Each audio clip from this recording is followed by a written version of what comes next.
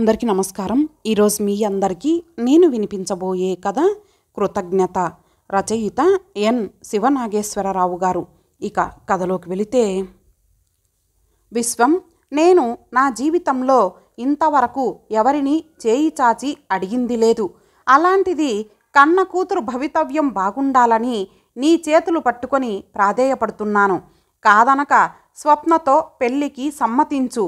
తన చేతులు పట్టుకొని దీనంగా అడుగుతున్న గంగాధరం గారి వంక విశ్వం ఇబ్బందిగా చూశాడు. అతని భావం గ్రహించిన గంగాధరం గారు, నిజమే, స్వప్నకు ఆడపిల్లలకు ఉండవలసిన అణకువ వినయం లేవు, పగరు కూడా ఎక్కువే. బట్ విశ్వం, ఆడపిల్ల తండ్రిగా నేను కోరుకునేది దాని సుఖం. స్వప్నను పెళ్లి చేసుకుంటే నీవు ఏం కోల్పోతావో నాకు తెలిసి నా కూతురు సుఖపడాలన్న స్వార్థంతోనే నిన్ను అల్లుణ్ణి చేసుకోవాలని కలలు కంటున్నాను. ప్లీజ్ కాదనకు. విశ్వం ఎక్కడ తన ప్రపోజల్ కాదంటాడోనన్న భయం గంగాధరం కళ్ళల్లో స్పష్టంగా తొంగి చూసింది. అది విశ్వం దృష్టిని దాటిపోలేదు. విశ్వానికి గంగాధరం గారి గురించి బాగా తెలుసు. ఒకప్పుడు బిజినెస్లో లక్షల్లో నష్టం వచ్చి ఆస్తంతా తుడిచిపెట్టుకుపోయినా గంగాధరం గారు భయపడలేదు. ఎవరిని చేయి చాచి సాయం అడగలేదు. మొక్కవోని ఆత్మవిశ్వాసంతో మరలా చిన్న స్థాయిలో వ్యాపారం ప్రారంభించి త్వరలోనే లక్షలు గడించారు. ఆయనకు జీవితం గురించి బాగా తెలుసు. అందుకే ఎందరికో ఆసరాగా నిలబడి జీవితాలు నిలబెట్టారు. అతని సహాయం పొందిన వారిలో విశ్వం ఒకడు. ఒకరోజు గంగాధరం గారి ఫ్రెండ్ ఒకతను తన కంపెనీలోని సేల్స్ ఎగ్జిక్యూటివ్ పోస్టు కోసం ఇంటర్వ్యూ కండక్ట్ చేశాడు. ఇంటర్వ్యూ బోర్డు మెంబర్స్లో గంగాధరం కూడా ఉన్నారు. ఇంటర్వ్యూలో విశ్వం తెలివితేటలకు ఆయన ముగ్ధులయ్యారు. అయితే అప్పటికే ఆ ఉద్యోగం మరొకరికి ప్రామిస్ చేశారు. అందుకు బాధపడిన గంగాధరం గారు విశ్వాన్ని పిలిపించి అతని కుటుంబ పరిస్థితి తెలుసుకొని కొంత ఆర్థిక సహాయం చేయబోయారు.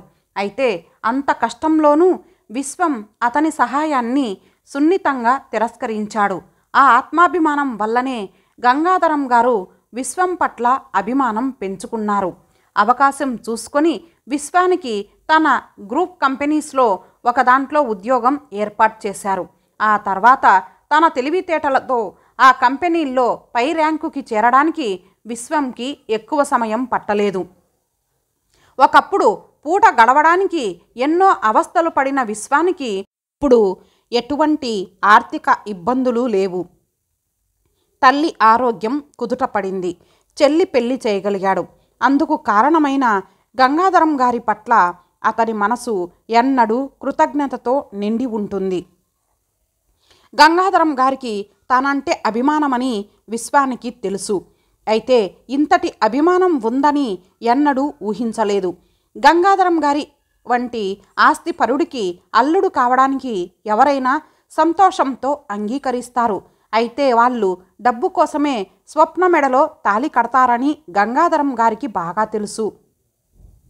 అదీగాక తల్లి లేని బిడ్డని గారాబంగా పెంచడంతో స్వప్న చాలా పెంకిగా తయారయ్యింది.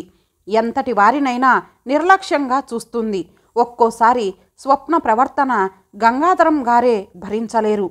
అలాంటి కూతురు భర్తతో ఎలా ప్రవర్తిస్తుందో, ఎంత తొందరగా భార్యాభర్తల మధ్య విభేదాలు వచ్చి సంసారం విచ్ఛిన్నం అవుతుందో గంగాధరం గారు సరిగానే ఊహించారు. ఇన్ని ఆలోచించబట్టే అతను అల్లుడిగా విశ్వాన్ని ఎంపిక చేశాడు. విశ్వానికి ఆస్తి లేదు, కానీ తెలివితేటలున్నాయి, మంచి మనసు ఉంది, డబ్బు మీద ఆసక్తి లేదు. అంతకంటే క్వాలిఫికేషన్ ఏం కావాలి అని ఆలోచించిన గంగాధరం గారు విశ్వాన్ని వదలదలుచుకోలేదు. అయితే విశ్వానికి పెళ్లి పట్ల కొన్ని నిశ్చిత అభిప్రాయాలు ఉన్నాయి. అతని దృష్టిలో డబ్బుకు విలువలేదు. మంచి మనసున్న అమ్మాయిని పెళ్లాడాలి అన్నది అతని కోరిక.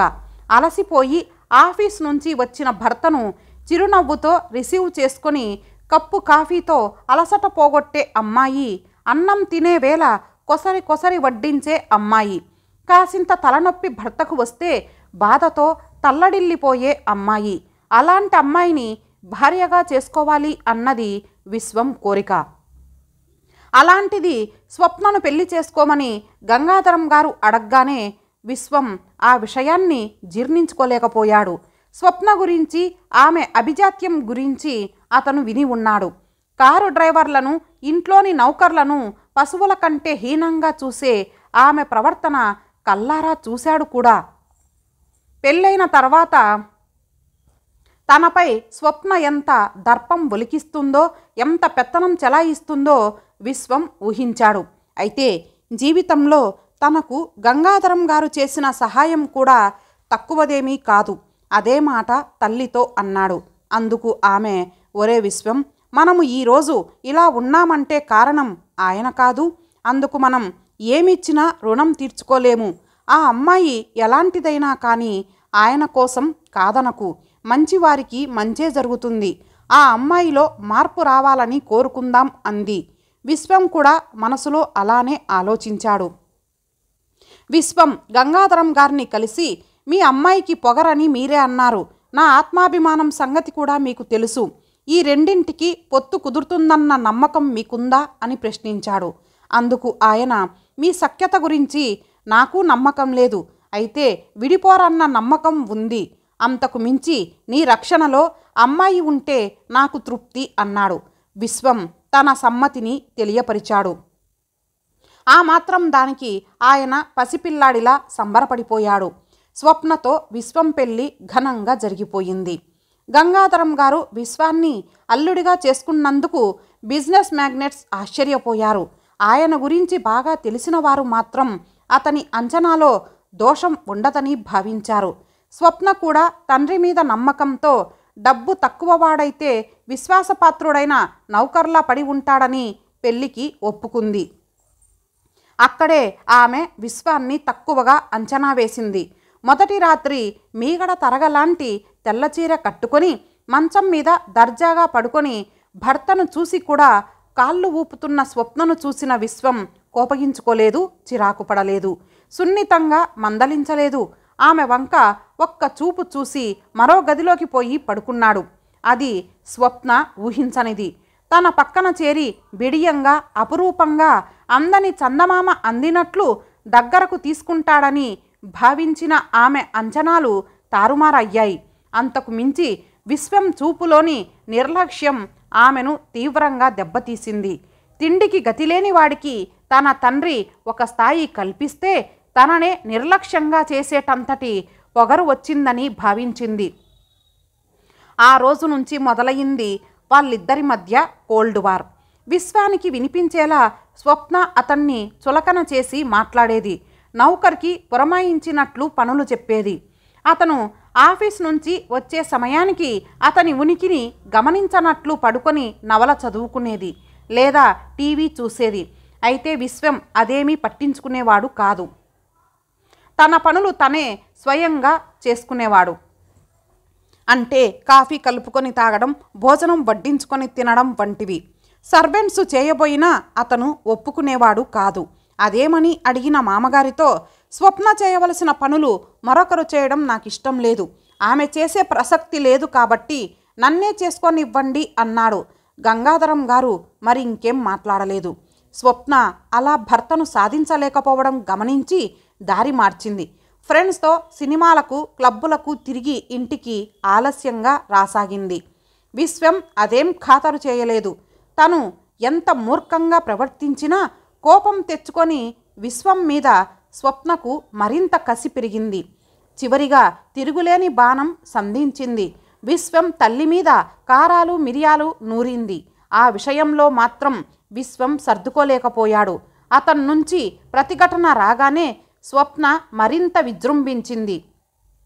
అదంతా చూసిన విశ్వం, తల్లి, బాబు, నేనెంతకాలం బ్రతుకుతాను? రేపో మాపో రాలిపోయే నా వలన మీ మధ్య కలతలు రావడం నాకిష్టం లేదు. నేను ఎక్కడికైనా పోతాను అంది. నీకు నేను తప్ప ఎవరున్నారమ్మా అని బాధపడ్డాడు విశ్వం. ఏదైనా వృద్ధ శరణాలయంలో చేర్పించు అందామె. విశ్వం ఒప్పుకోలేదు. ఆ తర్వాత ఆమె అట్టే కాలం బ్రతకలేదు. ఒకరోజు రాత్రి నిద్రలోనే కన్ను మూసింది. అంత బాధలోనూ విశ్వం తల్లి మనసు నొప్పించిన స్వప్నను నిందించలేదు. అది ఆమె మనసుకు బాధ కలిగించింది. తప్పు చేశానన్న ఫీలింగ్ కలిగింది. అయితే అది కొద్ది రోజులే. ఆ తర్వాత ఆస్తి అల్లుడి పేరున రాయాలని ఆలోచన చేసిన తండ్రితో స్వప్న తగాదా పెట్టుకుంది.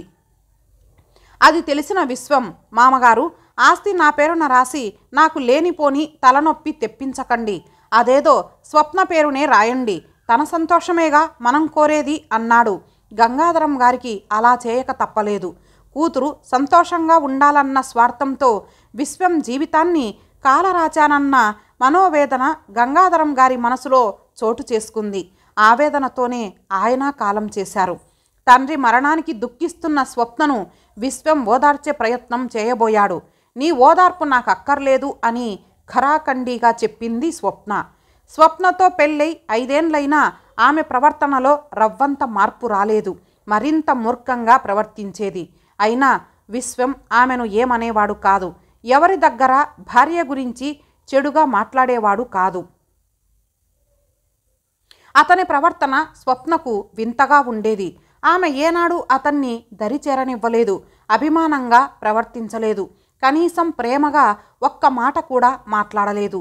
అయినా విశ్వంలో మార్పు లేదు. అతని పెదవుల మీద చిరునవ్వు మాయం కాలేదు. అతని ముఖ కవలికలలో ఏనాడు కోపం కానరాలేదు.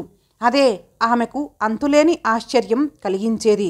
ఇతను మనిషా ఋషా అని ఆలోచించేది స్వప్న. అయితే విశ్వం ప్రతి ఆదివారం ఉదయం ఎక్కడికో వెళ్ళి రాత్రికి రావడం గమనించింది ఆమె. అది ఎప్పటి నుంచో జరుగుతున్నది. మొదట్లో దానికంత ప్రాధాన్యం ఇవ్వలేదు. కానీ తండ్రి చనిపోయిన తర్వాత ఆ విషయం బాగా గమనించింది. దాని గురించి ఆలోచిస్తే ఆమె మనసుకు ఏదో లింకు దొరికింది. విశ్వానికి తప్పక వేరే స్త్రీతో సంబంధం ఉండి ఉంటుంది. అక్కడికే వెళ్ళి వస్తూ ఉండి ఉంటాడు. అందుకే తన పొందు కోసం తప్పించడం లేదు, తనను లక్ష్య పెట్టడం లేదు అని ఆలోచించింది స్వప్న. ఆ ఆలోచన ఆమెకు తప్పక నిజమై ఉంటుంది అనిపించింది. మనసులో అనుమాన బీజమంటూ పడితే అది తప్పక వటవృక్షంగా మారి తీరుతుంది. భర్తకు తానివ్వని ప్రేమను పంచుతున్న ఆ స్త్రీమూర్తి ఎవరో తెలుసుకోవాలి అనిపించింది స్వప్నకు. వెనువెంటనే ఆమె రామతీర్థ అనే ప్రైవేట్ డిటెక్టివ్ని కలిసింది. బ్రీఫ్గా తన బ్యాక్గ్రౌండ్ చెప్పి తన భర్త ప్రతి ఆదివారం ఎక్కడికి వెళ్తున్నాడో తెలుసుకోవడంతో పాటు తన నుంచి భర్త ఎటువంటి సుఖం పొందకపోయినా అతను సంతోషంగా ఉండటానికి కారణం తెలుసుకోమని కోరింది. అడ్వాన్స్గా కొంత మొత్తం చెక్కు రూపంలో అందించింది. 2 వారాల తర్వాత ఆమెకు రామతీర్థ నుంచి రిపోర్టు అందింది. మేడం, మీరు ఆదేశించిన ప్రకారం మీ భర్తను రహస్యంగా అనుసరించి ప్రతి ఆదివారం ఎక్కడికి వెళ్తున్నారో తెలుసుకోవడం జరిగింది. సిటీకి దూరంగా సుమారు 20 కిలోమీటర్ల దూరంలో కృష్ణ చైతన్య అనాథ శరణాలయం ఉంది. మీ వారు ఆదివారం ఉదయం అక్కడికి వెళ్తారు. అక్కడి అనాథ పిల్లలకు చాక్లెట్లు, బిస్కెట్లు పంచుతారు. వాళ్లను తీసుకొని దగ్గరలో ఉన్న తోటకు వెళ్తారు. అక్కడ ఆ పసిపిల్లలతో ఆడతారు, పాడతారు. వారికి కథలు చెప్తారు. వాళ్ళు చెప్పే కథలు వింటారు. వారిని ఊయల మీద ఊపుతారు. వాళ్లతో భోంచేస్తారు, క్రికెట్ ఆడతారు. సాయంత్రానికి వాళ్లను అనాథ శరణాలయంలో దింపి ఇల్లు చేరతారు. అంతేకాకుండా విశ్వంగారి గురించి విడిగా వాకప్ చేశాం. అతనికి మీరు అనుమానించినట్లు స్త్రీ వ్యామోహం లేదు. కనీసం సిగరెట్ కూడా కాల్చని డిసిప్లైనుడతను. అతని గురించి ఎంక్వైరీలో మీ గురించి కొన్ని నిజాలు తెలిసాయి. మీ వంటి అహంకారిని అతను కాబట్టి భరిస్తున్నాడని సర్వత్రా వినికిడి. మిమ్మల్ని అతను సంతోషంగా ఎలా భరిస్తున్నాడు అన్న ప్రశ్నకు సమాధానం ఏమంటే, సాగర మథనంలో హాలాహలం ఉద్భవించినప్పుడు పరమశివుడు దాన్ని స్వీకరించాడు. ఆ బాధను అతను ఎలా భరించాడంటే అది హాలాహలమని తెలిసి స్వీకరించబట్టే. మీ భర్త విషయంలోనూ అదే జరిగింది. అతను మీ అందం, ఆస్తి చూసి చేసుకోలేదు. మీ నాన్నగారి పట్ల ఉన్న కృతజ్ఞతాభావంతో మీ నైజం తెలిసి వివాహమాడాడు. అందుకే మిమ్మల్ని భరించగలుగుతున్నాడు. మీరు పెడుతున్న మెంటల్ టార్చర్ను పసిపిల్లలతో ఆడుతూ దూరం చేసుకుంటున్నాడు. మీరిచ్చిన చెక్ను ఈ ఉత్తరంతో పాటు జతపరుస్తున్నాను. ఎందుకంటే అది స్వీకరిస్తే మీకు కృతజ్ఞతలు చెప్పుకోవాలి. అది ఇష్టం లేదు. ఎందుకంటే యువర్స్ సిన్సియర్లీ రామ్ తీర్థ అని ఉంది రిపోర్టులో. ఆ రిపోర్టు చదివిన స్వప్న కనుల ముందు విశ్వం చిన్న పిల్లలతో ఆడుకుంటున్న దృశ్యం కనిపించింది. తను కలిగిస్తున్న మనోవేదనను అతను ఎలా పోగొట్టుకుంటున్నాడో అర్థమయ్యింది. అతని పెదవుల మీద చెరగని చిరునవ్వుకు శక్తి ఎక్కడి నుంచి వస్తున్నదో అర్థమైంది. విశ్వం ఔన్నత్యం అర్థమైంది. ఆ రోజంతా సుదీర్ఘంగా ఆలోచించిన స్వప్న ఆ రాత్రి తన డైరీలో నేను మారుతాను, మారి తీరుతాను, భగవాన్ విశ్వం వంటి మంచి వ్యక్తికి తగిన భార్యగా నన్ను నేను తీర్చిదిద్దుకోవడానికి తగిన మంచి బుద్ధిని నాకు ప్రసాదించు అని రాసుకుంది. ఇంతటితో ఈ కథ సమాప్తం. మరలా మరొక మంచి కథతో కలుద్దాం. అంతవరకు సెలవు. నమస్తే.